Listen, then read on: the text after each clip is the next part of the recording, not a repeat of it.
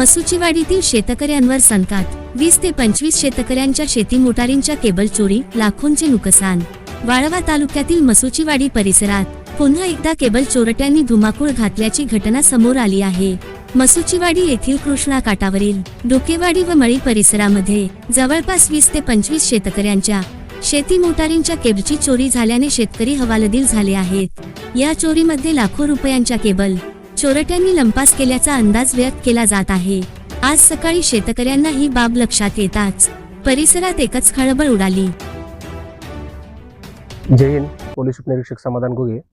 आज रोजी या ठिकाणी मसुचीवाडी गावातील नदीच्या कडेला असलेल्या जवळजवळ 15 ते 20 शेतकऱ्यांचे केबल चोरीस गेलेले आहेत। त्या अनुषंगाने पोलीस पाटील यांनी आम्हाला कळवल्याने आम्ही स्टाफसह या ठिकाणी व्हिजिट दिलेली आहे।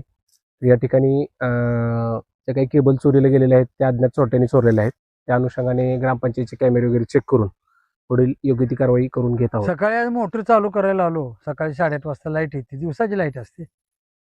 आणि सकाळी आलो तर मोटर चालू होईना, बघतोय तर केबल चोरून नेल्या।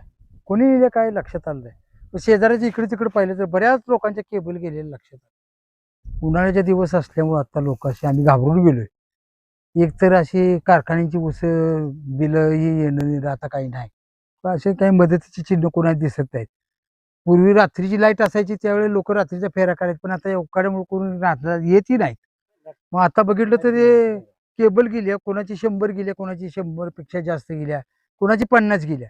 माझी स्वतःची 60 फूट गेल्या, शेजाऱ्याची 120 फूट गेल्या, पाठीमागच्यांची कुणाची 125 130 गेल्या। पण जवळजवळ 20 ते 25 शेतकरी एक 15 मिनिटात जमले, सगळे मोटर सुरू करायला आले लोक। आता सध्या भाताची पेरणी सुरू आहे, हंगाम पूर्ण झाले सुरू, आणि आता पाणी त्याचा कालावधी असल्यामुळे लोकांची पेरणीला सुरुवात अशी जर झाली तर पुढं काय? लोकांना सहकार्याची अपेक्षा। आम्ही तातडीनं पोलीस पाटलांना कळवलं, पोलीस पाटलांनी ते लगेच पोलीस स्टेशनला कळवलं। पोलीस स्टेशनचे अधिकारी इथं आम्हाला भेटून गेले आणि आता संबंधित लोक त्या कार्यक्रमाचे दुपारी 4 वाजता येतील।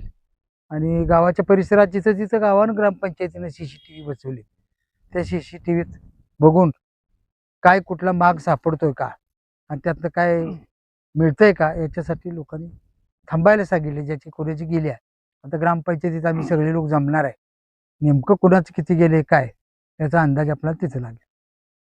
प्रशासनानं आम्ही इस्लामपूर पोलीस स्टेशनला कळवलं बरोबर 1 तासात लगेच माणसं त्यांची इथं आली। प्रशासनाने कुठलीही दिरंगाई केलेली दिसली नाही। त्यांची पुढच्या कारवाईच्या दृष्टीने सुद्धा त्यांच्या वरिष्ठांनी आता आम्हाला सांगितलं दुपारी ते लोक येतील म्हणून।